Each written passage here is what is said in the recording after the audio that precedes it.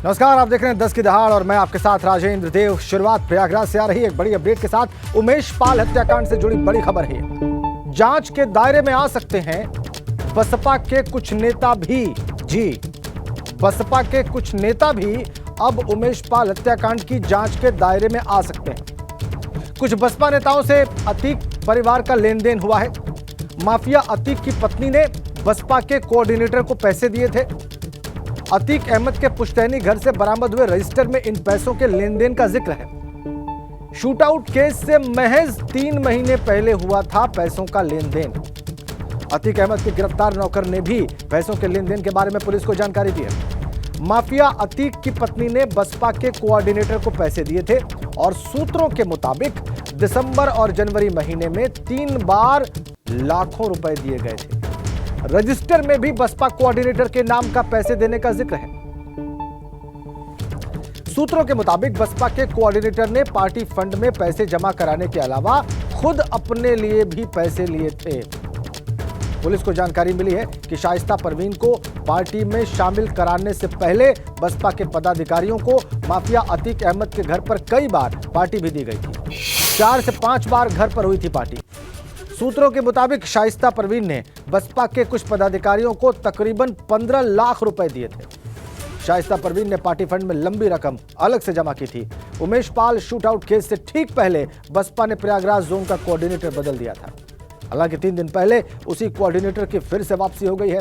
Police पैसे बसपा पदाधिकारियों से पैसों के लेन देन के बारे में पूछताछ कर सकती है। ये जानने की कोशिश कर सकती है कि शाइस्ता परवीन ने शूटआउट केस से पहले आखिरकार पैसे क्यों दिए थे। पैसों का शूटआउट केस से कोई लेना देना तो नहीं है, यह भी जांच का एक सवाल है। पुलिस को पूछताछ में यह भी पता चला है कि शाइस्ता परवीन ने बसपा के फंड में मोटी रकम देकर प्रयागराज से मेयर का टिकट हासिल किया था।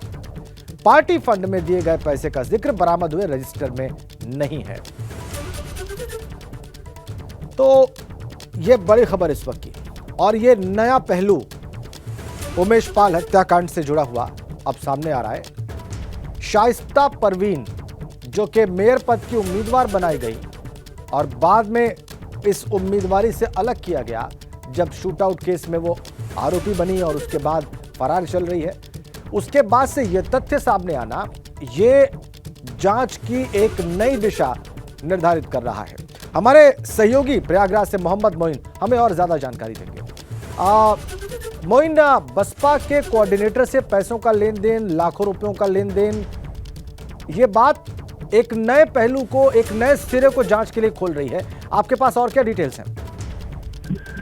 देखिए, बिल्कुल साफ तौर पर कहा जा सकता है कि प्रयागराज पुलिस को उमेश पाल शूटआउट केस की तफ्तीश के दौरान जो जानकारियां मिली हैं वो बेहद चौंकाने वाली है। और जो पैसों का लेन देन किया गया है माफिया अतीक अहमद के परिवार वालों और बीएसपी के कोऑर्डिनेटर के बीच में, वो हैरान कर देने वाला है। और पुलिस यही जानना चाहती है कि आखिरकार शूटआउट से पहले क्यों पैसों का लेन देन किया गया, किस लिए किया गया, और जो लेन देन हुआ है और लाखों रुपए का लेन देन हुआ है, कहीं उसका कोई connection Umesh Pal shootout case से तो नहीं है। दरअसल पुलिस ने जब वो छानबीन की, उसमें अतीक अहमद के पुश्तैनी घर से, जिस पर बुलडोजर चल चुका है, वहां से एक रजिस्टर मिला था। इसके साथ साथ जो करीबी लोग पकड़े गए थे 21 मार्च को, उनसे पूछताछ की गई थी। पूछताछ में ही जो है पुलिस को ये जानकारी मिली थी कि पैसों का लेन देन बीएसपी के कोऑर्डिनेटर, दूसरे पदाधिकारियों और साथ साथ माफिया अतीक अहमद के परिवार के बीच हुआ है। इसके अलावा जब रजिस्टर बरामद हुआ तो रजिस्टर में भी बीएसपी कोऑर्डिनेटर को पैसे देने का जिक्र है। लाखों रुपए की रकम का लेन देन हुआ है। और ये उमेश पाल शूटआउट केस से महज 2 से 3 महीने पहले हुआ है। यानी दिसंबर महीने में 2 बार पैसे लेन देन किए गए, जनवरी महीने में पैसा लिया गया और 5 जनवरी को ही शाइस्ता परवीन बीएसपी में शामिल हुई थी। उसी दिन उनका टिकट डिक्लेयर हुआ था। तो पुलिस ये समझने की कोशिश कर सकती है, बीएसपी पदाधिकारियों से पूछताछ कर सकती है कि आखिरकार आपने पैसे क्यों लिए थे, किस मकसद से लिए थे, और कैश पैसे लिए थे या उसको किसी डिजिटल माध्यम से लिया गया था। और अगर उन पैसों का लेन देन हुआ है तो उसका उमेश पाल शूटआउट केस से कोई कनेक्शन है या नहीं है, पुलिस यही जान सकती है। जी, बहुत बहुत धन्यवाद आपका मोइन। आइए आगे बढ़ते हैं और बात करते हैं उत्तर प्रदेश में निकाय चुनाव की, जिसकी रणभेरी बज चुकी है।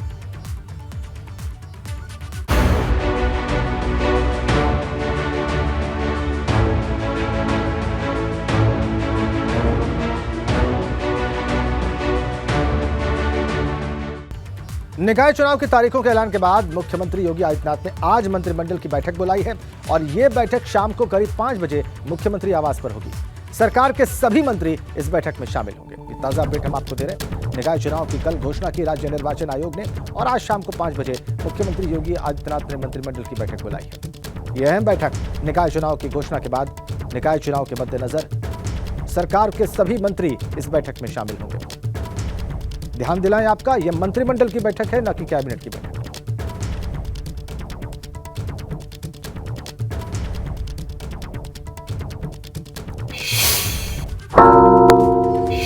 और निकाय चुनाव की तारीखों के ऐलान के बाद अखिलेश यादव ने कन्नौज का दौरा रद्द कर दिया है। आज पार्टी दफ्तर पर बड़ी बैठक बुलाई गई है और इस बैठक में समाजवादी पार्टी के सभी बड़े नेता शामिल होंगे और निकाय चुनाव को लेकर अपनी रणनीति तैयार करेंगे। रणनीति आज समाजवादी पार्टी में भी बनाई जाएगी। यह बैठक समाजवादी पार्टी के कार्यालय पर सुबह करीब 11 बजे होगी, यानी कि थोड़ी देर बाद। और इस बैठक में उम्मीदवारों के नामों पर भी चर्चा होगी। ताजा अपडेट समाजवादी पार्टी से जुड़ा हुआ। आज मंत्रिमंडल की बैठक होगी, योगी मंत्रिमंडल की शाम को 5 बजे, और उससे पहले समाजवादी पार्टी के नेताओं की बैठक होगी सुबह 11 बजे सपा कार्यालय पर। अखिलेश यादव ने समाजवादी पार्टी नेताओं की बैठक बुलाई है और आज कार्यालय पर वो बड़ी बैठक करेंगे, मंथन करेंगे निकाय चुनाव के मद्देनजर।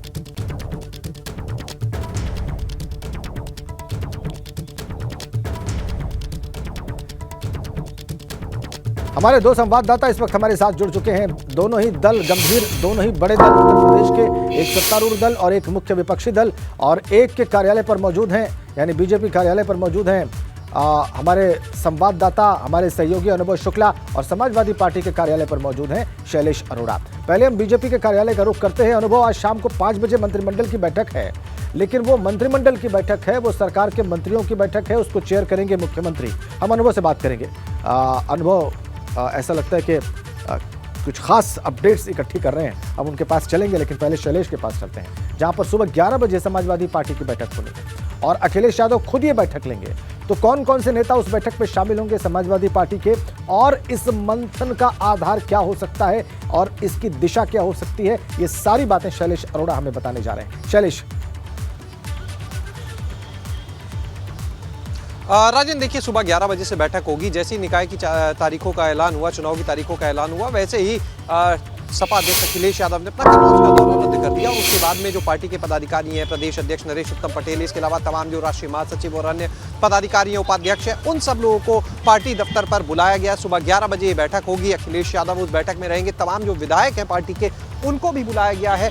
और विधायकों में जिनको बुलाया है, उनमें हम आपको बता दें कुछ दलित समाज से जुड़े हैं, कुछ अन्य जो पार्टी के लगातार जीतने वाले विधायक हैं, उनको बुलाया गया। इसके अलावा जिलों से जुड़े भी कुछ पदाधिकारी हैं जो यहाँ पर आज बैठक में मौजूद रहेंगे और वो लोग, उन लोगों से चर्चा की जाएगी। लगातार देखिए, पहले ही कमेटियों का गठन जो है पार्टी की तरफ से कर दिया गया था, सपा की तरफ से, कि जो एक पैनल पूरा देगी कि कहाँ से किसको चुनाव लड़ाया जाए, किस तरह से वहाँ पर जो कैंडिडेट हैं, जो उनके बायोडाटा आए, उनमें से किसका वहाँ पर अपने क्षेत्र में किस तरह का प्रभाव है, क्या संभावनाएं हैं उस प्रत्याशी को लेकर, जनता के मन में क्या बात है, इसको लेकर देखिए एक पहले कमेटी थी जो लोगों के बायोडाटा लेकर पैनल बनाने के लिए पहले बोला था। लेकिन इंतजार था निकाय चुनाव का जो अंतिम आरक्षण सूची है उसके जारी होने का, वो जारी हो गई, तारीखों का ऐलान हो गया। अब जो आरक्षण फाइनली जारी हुआ है उसके आधार पर प्रत्याशियों का चयन किया जाएगा।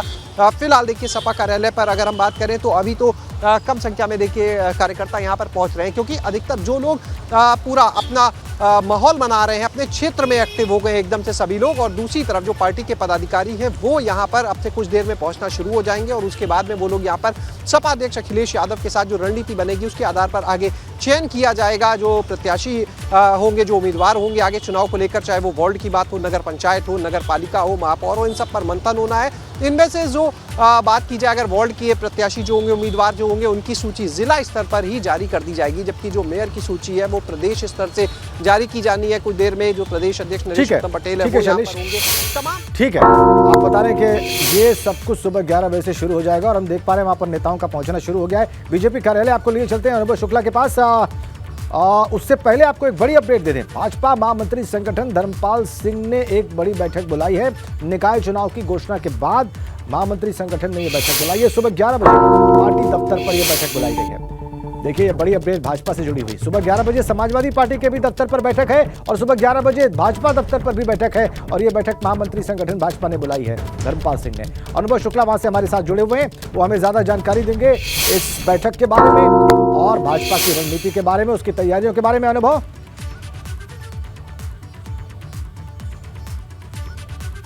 देखिए बिल्कुल, जब कल चुनाव की तारीखों की घोषणा हुई उसके बाद से ही अगर हम कहें तो जो सियासी दल हैं वहाँ पर इसी तरीके से तमाम सारे जो लोग हैं, जो टिकटार्थी हैं, वो भी कहीं ना कहीं उनकी बेचैनी बढ़ गई।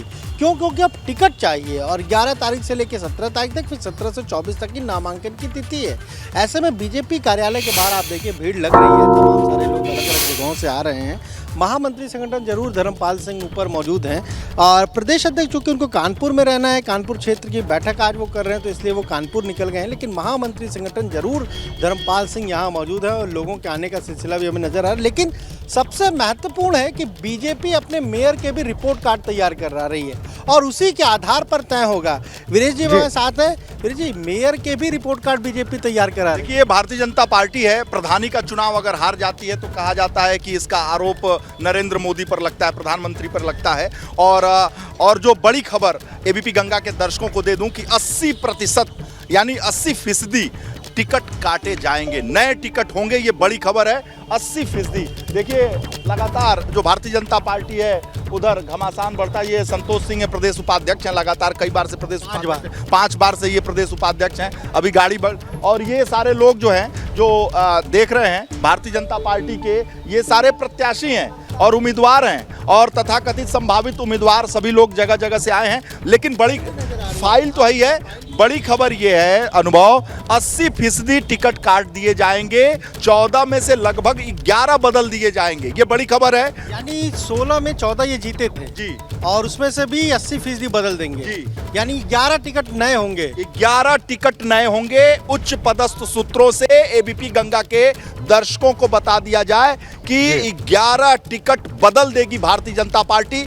उसने जिस रिपोर्ट कार्ड की आपने बात की है उस रिपोर्ट कार्ड के आधार पर टिकट बदल देगी। और ये सारे लोग जो आए हुए हैं, चलिए इनसे भी बात कर लेते हैं, अलग अलग जगहों से आए हैं। कुछ को तो मैं खुद पहचान रहा हूँ, ये राजेश सिंह पिंटू पार्षद हैं। जी क्या है, अब तो चुनाव की तारीख घोषित हो। जी हाँ, हम लोग पूरी तरीके से तैयारी में हैं। मैं मथुरा से हूँ और ये हेमंत अग्रवाल जी हैं, मेयर के प्रत्याशी हैं ये। कहाँ से? मथुरा से।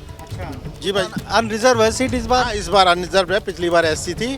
इस बार अच्छे लोगों को मौका मिलना चाहिए। मैं भी अपना आवेदन लेके आया हूँ, मुझे भी आप मिलेंगे महामंत्री से? जी नहीं, ये मेयर के भारतीय जनता पार्टी के संभावित उम्मीदवार हैं। हाँ, ये कह रहे हैं कि अनरिजर्व है और इसलिए ये 3 बार पार्षद रहे हैं और मथुरा से भाजपा से टिकट चाहते हैं। मैं उपसभापति भी रहा और जितना मुझे एक्सपीरियंस है नगर निगम के विषय में मैंने रखा है संगठन में, और पार्टी में भी मेरे को नीचे से ऊपर तक काम करने का मौका मिला है। आप कहाँ से हैं? मथुरा से हैं, मैं भी आप- पार्षद हूँ, लगातार पार्षद रहता हूँ लगभग। मथुरा से आए और मेयर के लिए, हेमंत जी के लिए साथ में हम लोग आए।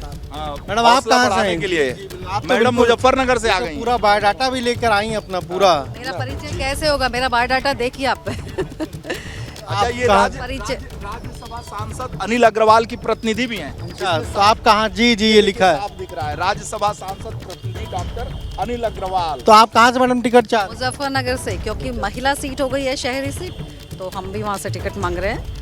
और इसके 23 पहले किस पार्टी में थी मैडम? शुरू से भारतीय जनता पार्टी के साथ हैं, सक्रिय कार्यकर्ता और विभिन्न पदों में भी रही हूँ मैंने हमेशा से स्वयं सेवक रही हैं आप। स्वयं सेवक रही हूँ। समाज दल-बदल सेवा में गई से कि नहीं इधर उधर? बिल्कुल, कहीं इधर उधर नहीं गई हूँ और निष्ठा के साथ अपने संगठन, अपनी पार्टी के साथ जुड़ी हुई हूँ। तब तो उम्मीदवारी आपकी बड़ी मजबूत होती है। उम्मीदवारी बिल्कुल मजबूत है और बड़ों को भी। ये आप कहाँ से हैं मैडम? मैं बिजनौर से हूँ, सुषमा शर्मा, नीरज शर्मा जी की पत्नी, और मैं सन 1993 से सक्रिय सदस्य हूँ। अच्छा, आप भी टिकट पार्षद के लिए? नहीं, चेयरमैन, अध्यक्ष पद के लिए हम दावेदार हैं। और अनुभव जी, आप यहाँ तो नजर जी, डालिए, ममता जी भी। ममता किन्नर हैं। आप कहाँ लखनऊ से? नमस्ते, कहाँ? मैं लखनऊ लक्ष्मणपुरी आवाज से और मलाई टोला वार्ड ठाकुरगंज पार्षद के लिए? 85 नंबर पार्षद के लिए। और वह मैं समाज सेविका हूँ।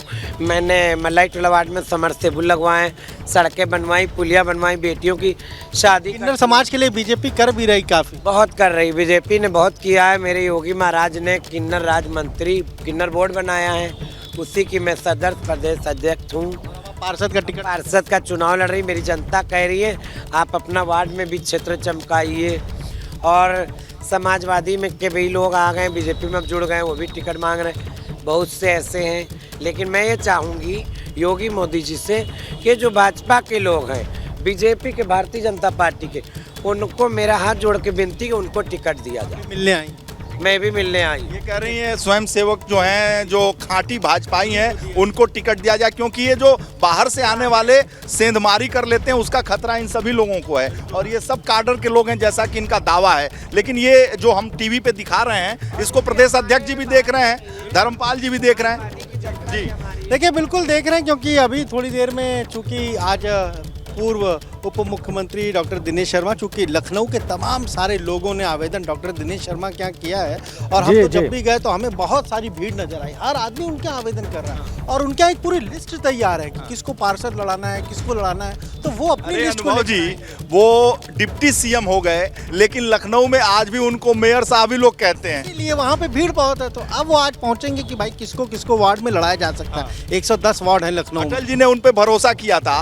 दिनेश शर्मा पे, और अटल जी के वो चहेते थे, और ऐसे में आज भी वो उप मुख्यमंत्री हो गए। कोई उनको उप मुख्यमंत्री शहर का जो वासिंदा है वो नहीं कहता, मेयर साहब कहता है, मेयर साहब। तो डॉक्टर दिनेश शर्मा मेयर साहब नाम सुन के खुश भी होते हैं। अभी प्रदेश उपाध्यक्ष संतोष सिंह अंदर गए हैं और एक भीड़ अंदर दिखाना चाहूंगा। देखिए बिल्कुल पार्टी के दफ्तर के बाहर धर्मपाल जी गेट लगा के अंदर चैनल लगा दिए हैं, इसलिए बाकी लोग जो अंदर घुस नहीं पा रहे हैं, गार्ड ने रोक लिया है, क्योंकि इस समय उम्मीदवारों की संख्या बहुत है, संभावित उम्मीदवार, और जद्दोजहद चल रहा है। और ये पार्टी, अब देखिए यहाँ पर जो गेट लगा है, चैनल लगा दिया गया है। अगर चैनल न लगे तो तमाम नेता टिकट मांगने, धर्मपाल जी ऊपर रहते हैं, जब सुनील बंसल जी ऊपर रहते थे, अब धर्मपाल जी जो संगठन महामंत्री हैं वो रहते हैं, इसलिए चैनल और गार्ड दोनों लगा दिया गया है। लेकिन अपने दर्शकों को दिखाना चाहूंगा कि ये भीड़ है, देखिए मैडम भी कहीं से आई, काफी भीड़ है और ये भी टिकटार्थी हैं। अनुभव, और चैनल लगा दिया गया है। क्या नाम है? उषा चंद्रा। पार्टी में थी कि इधर ही? नहीं, शुरू से भाजपा में ही हूँ। मतलब खाटी स्वयं सेवक? खाटी, बिल्कुल खाटी स्वयं सेवक हूँ। अच्छा जी। तो क्या चाह रही हैं, पार्षद की मेयर? नहीं, एक दिल रिजर्व सीट है इटावा से, तो उसी के लिए चाह रही हूँ। आप साहब कहाँ से आए? पापा जी नाम है सभासद। पापा जी के साथ आए जी, बहजोई से आए हैं सर, बहजोई से। ठीक है, जिला संभल। ठीक है अनुभव, ठीक है वीरेश, आप लोगों ने बात की वहाँ पर भाजपा दफ्तर पर जो प्रत्याशी पहुंचे हुए हैं, बल्कि जो टिकटार्थी पहुंचे हुए हैं, उन सब से आपने बात की है। और हमारे संवाददाता आपको दिखा रहे हैं सपा दफ्तर से, भाजपा दफ्तर से, अलग शहरों में, दूसरे शहरों में क्या मिजाज है इस वक्त, क्या माहौल है, ये बताने के लिए वहां से भी हमारे संवाददाता लाइव कनेक्ट हैं। प्रयागराज से मोहम्मद मोइन, आगरा से नितिन उपाध्याय और मुरादाबाद से उबैदुर रहमान। लेकिन पहले हम चलेंगे प्रयागराज। प्रयागराज में उमेश पाल मर्डर केस के बाद मोइन लगातार वहां की खबरें आप तक पहुंचाते रहे हैं। इसी बीच में मोइन निकाय चुनाव घोषित हो गए हैं और हम जानते हैं कि उस केस की एक आरोपी, बल्कि फरार आरोपी, पहले उम्मीदवार रही हैं एक बड़ी पार्टी की, बाद में उनको हटाया गया। अब वहां पर चुनाव घोषित है, हम देख पा रहे हैं आपके पीछे लोग खड़े हैं।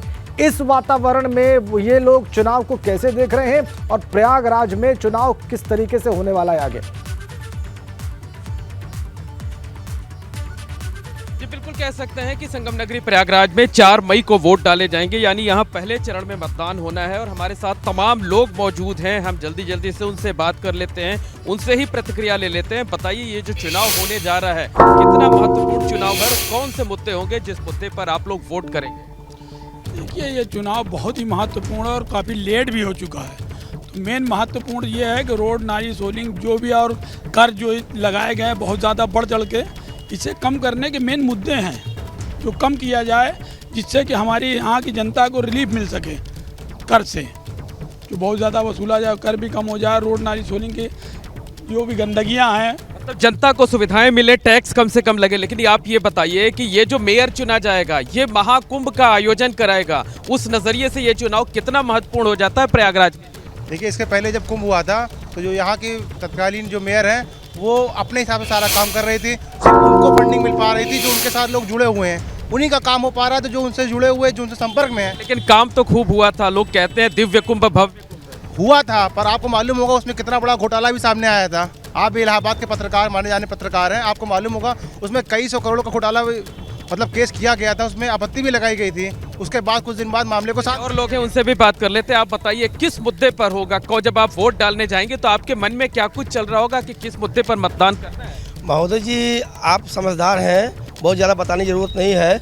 आप बताइए कि इस समय मकान का टैक्स कितना हाई हो गया है।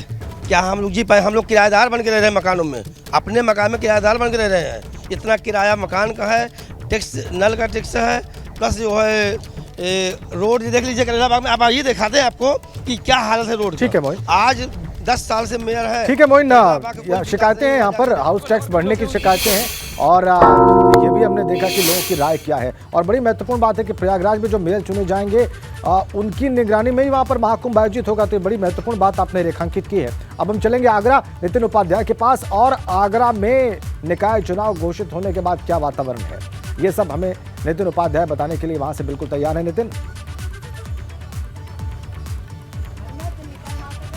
देखिए बिल्कुल, देखिए शहर की सरकार एक बार फिर से चुनने का वक्त आ गया है। 5 साल बीजेपी के मेयर नवीन जैन ने क्या किया, पार्षदों ने क्या किया, क्या वो जनता की कसौटी पे खरा उतरे या नहीं। बात करते हैं यहाँ आगरा की जनता से। पश्चिमपुरी इलाके में मौजूद हूँ, तमाम महिलाएं भी हमारे साथ हैं तो तमाम जो पुरुष भी हमारे साथ हैं। क्या लगता है माता जी, किस तरह से देख रही हैं अब फिर से इलेक्शन होने वाले हैं, मेयर चुनना है, क्या क्या मुद्दे हैं, क्या क्या समस्याएं हैं? भैया सड़क अच्छी सी बन जाए तो सही है, ना तो सड़क बन रही और ना जो तो पाइपलाइन है सही पड़ रही है।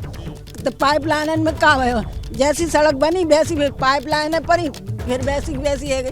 लीकेजेस हो रहे हैं और भी तमाम लोग हैं। आप बताइए क्या कहना चाहेंगे। मैम आप आगे आइए, क्या मुद्दे हैं आप? मैं देख रहा हूँ सड़क तो आपकी बन रही है लेकिन लंबे समय से ऐसे खुद ही पड़ी हुई है, इसको जल्दी से इसका डामरीकरण होना चाहिए। इधर पूरा पानी भरा हुआ है, पूरे मच्छर आ रहे हैं, बीमारियां फैल रही हैं साइड में। और रोड का तो हाल देख ही रहे हो, 12 बजे तक तो सफाई करते रहते हैं हम लोग, सफाई नहीं हो पाती। अभी तक हम लोग नहा भी नहीं पा रहे, सफाइयों में लेंगे। जैसे बड़े बुजुर्गों की 2 बार गिर चुकी हैं ये, अब कैसे चलिए काम कर रहे हैं। तो आपका सड़क का मुद्दा, और क्या क्या मुद्दे हैं? आप जब अपने शहर की सरकार यानी मेयर को चुनेंगे तो किन किन मुद्दों को लेकर जहन में रख के वोट करेंगे? हम तो सफाई मेन हमारी जो ज़रूरतें होती हैं वो सफाई, स्वच्छता है, पानी का पीने का पानी है और सड़क है। अगर ये तीनों चीज़ें सरकार नहीं दे पा रही है तो ऐसे वोट डालने से फ़ायदा भी क्या है। इसलिए सबसे पहले गंगा जल प्रोजेक्ट यहाँ पहुँचा, गंगा जल प्रोजेक्ट की अभी तक लाइन नहीं पड़ी है। अभी तो ये सीवर वाले खोद के गए, हो सकता है इसके बाद 6 महीने तो इनको हो गए, धूल खाते हुए हो गए हमको। देखिए तमाम और भी लोग हैं, फिर बात करेंगे। बीजेपी नेता अनिल सारस्वत भी हमारे साथ है। आप बताइए क्या लग रहा है कि बीजेपी का लंबे समय से आगरा में नगर निगम पर कब्जा है, वोट फिर आपको उन्हीं को देना है, चेहरा बदल जाता, पार्टी वही रहती है, तो ऐसे में सबसे ज़्यादा शिकायत भी आपको बीजेपी से ही? बीजेपी से है, पर क्या किया जाए, हम लोग परेशान। आपकी से तो हम लोग सोच रहे हैं इस मोहल्ले no vote no work no vote, no work no vote, इतना ज्यादा कुंठा। आप बताइए, शहर में काम भी बहुत हुए हैं, हम उसको ग्रे में देख है, बहुत स्लो चल रहा है, कछुए की चाल से काम हो रहा है। 6 महीने हो गए सीवर लाइन को यहाँ काम चलते हुए, अभी तक कुछ नहीं हुआ और गंगा जल की पाइपलाइन भी नहीं पड़ी। तो ऐसे साल में पूरे में ये खुदाई पड़ी रहेगी तो क्या? ठीक है, बहुत सारा संतोष यहाँ भी है नितिन, वो हमने देख लिया और हमने समझ लिया आपकी बातचीत से। वहाँ पर जो वोटर है वो कोई सीवर लाइन की बात कर रहा है, कोई सफाई की बात कर रहा है, और सबके असंतोष के अपने अपने कारण हैं, अपने अपने आधार हैं आगरा में। वो हमने देखा, नो वर्क नो वोट भी एक मत वहाँ पर दिखाई दिया, एक व्यक्ति का, एक शहरी का। अब हम चलेंगे मुरादाबाद। उबैदुर रहमान,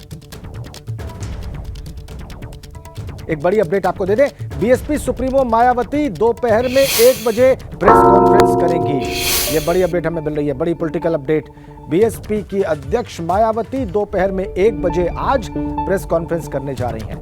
निकाय चुनाव कल घोषित हो गए हैं उत्तर प्रदेश में और आज दोपहर 1 बजे मायावती की प्रेस कॉन्फ्रेंस, क्या कहेंगी वो, इस पर सबकी निगाह रहेगी। उन्होंने उम्मीदवार बनाया था शाइस्ता परवीन को, लेकिन उमेश पाल मर्डर केस के बाद शाइस्ता परवीन फरार, आरोपी 25,000 की इनामी। अब इन हालात में मायावती प्रेस कॉन्फ्रेंस करने जा रही हैं निकाय चुनाव की घोषणा के बाद दोपहर 1 बजे। क्या कहेंगी, इस पर सबकी निगाह है। ताजा अपडेट, बीएसपी के अध्यक्ष, बीएसपी सुप्रीमो मायावती दोपहर 1 बजे प्रेस कॉन्फ्रेंस करेंगी। वक्त दोपहर 1 बजे मायावती की प्रेस कॉन्फ्रेंस आप लाइव देखेंगे एबीपी गंगा पर। उनका वक्तव्य आज के दिन महत्वपूर्ण होगा।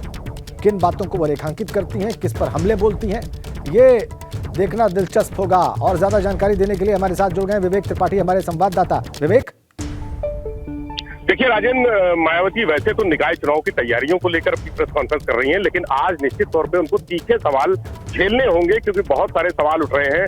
जो प्रयागराज में शूट आउट हुआ है, उमेश पाल हत्याकांड, उसमें बसपा के लोगों के जो डायरी में नाम मिले हैं और पैसे के लेन देन का जिक्र हुआ है। इसके अलावा शाइस्ता को टिकट दिया गया, फिर टिकट काटा गया, अब उनके परिवार की दूसरी महिला को टिकट दिया जा रहा है। तो एक आपराधिक पृष्ठभूमि से जुड़े हुए परिवार के सदस्य को चुनाव का टिकट देने की जो संभावना चल रही है, चर्चाएं चल रही हैं, उस पर भी उनको जवाब देना होगा।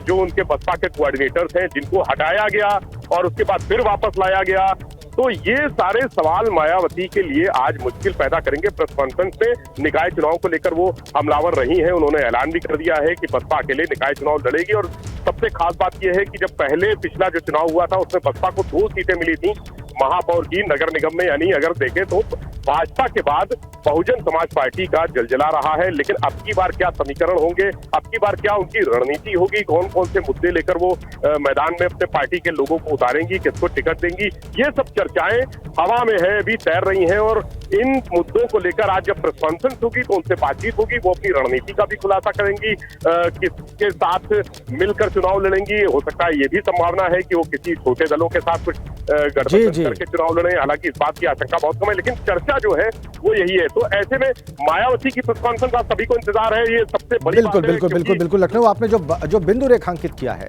जो बातें सामने आई हैं बसपा कोऑर्डिनेटर के साथ पैसों के लेन देन की शाइस्ता पर, हम निकाय चुनाव की बात कर रहे हैं, हम ग्राउंड रिपोर्ट्स आपको दिखा रहे हैं, हम दिखा रहे हैं कि अलग अलग शहरों में निकाय चुनाव की घोषणा के बाद वातावरण क्या है, चुनाव किन मुद्दों पर लड़ा जाना है और मतदाताओं की राय क्या बन रही है। इसी क्रम में हम आपको गोरखपुर लिए चलते हैं। हमारे संवाददाता नीरज श्रीवास्तव इस वक्त गोरखपुर से हमारे साथ जुड़े हुए हैं, लाइव कनेक्ट हैं, और वो हमें बताने वाले हैं कि गोरखपुर में जो निकाय चुनाव होने हैं गोरखपुर मंडल में, उसमें उसके पहले घोषणा के बाद इस वक्त वातावरण क्या है, क्या मुद्दे रह सकते हैं वहां पर। नीरज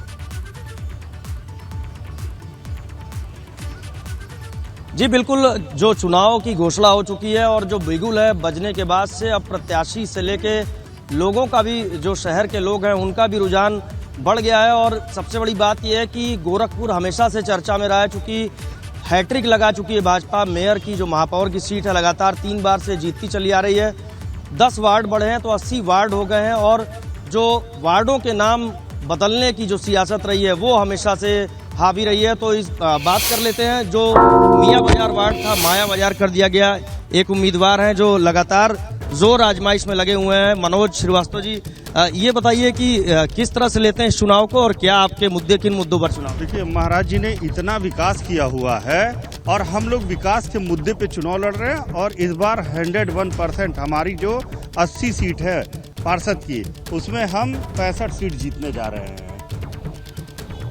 ये बताइए, हमेशा से ही मोहल्लों के नाम, वार्डों के नाम बदलने को लेकर सियासत रही है, होती रही है गोरखपुर में, तो क्या इस तरह क्या समझ लेते हैं किस तरह? जी, ये सब जो नाम चेंज हुए हैं, पहले यही सब नाम थे, लेकिन कुछ लोग अपना नाम बदल के, जैसे माया बाजार, मैं माया बाजार से आता हूँ, पहले माया बाजार ही था,